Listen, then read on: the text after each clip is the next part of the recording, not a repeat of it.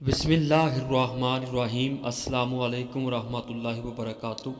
ناظرین گرامی، آئیے سنتے ہیں کہ اگر اللہ تعالیٰ کے دیے ہوئے رزق کو بچایا نہ جائے، اسے ضائع کیا جائے تو پھر کون سا عذاب نازل ہوتا ہے۔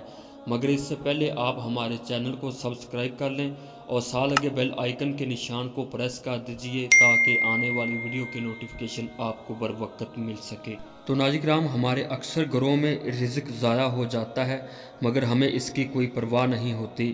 شاید یہی وجہ ہے کہ ہمارے گھروں میں پریشانیوں اور تنگیوں کے اسباب پیدا ہو جاتے ہیں۔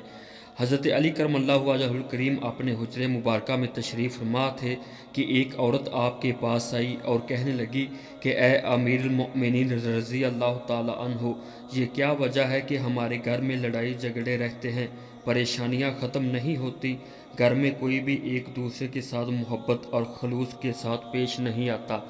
حضرت علی رضی اللہ تعالی عنہ نے اس عورت کی یہ بات سن کر فرمایا کہ اے عورت، کیا تمہارے گھر میں کوئی کھانے والی چیز تو نہیں جلتی؟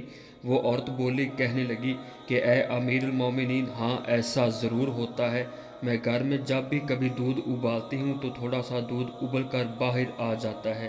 تو حضرت علی کرم اللہ وجہ الکریم نے یہ سن کر فوراً فرمایا کہ اے عورت، آئندہ ایسا کبھی نہ کرنا، اللہ تعالیٰ کے دیے ہوئے رزق کا خیال رکھنا اور اس کی حفاظت کرنا۔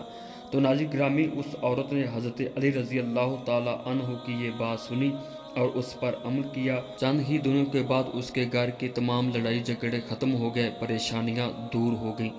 تو ناظرین کرام، یہ تھی ہماری آج کی ویڈیو۔ اگر یہ ویڈیو آپ کو پسند ہے، لائک اور شیئر ضرور کیجئے۔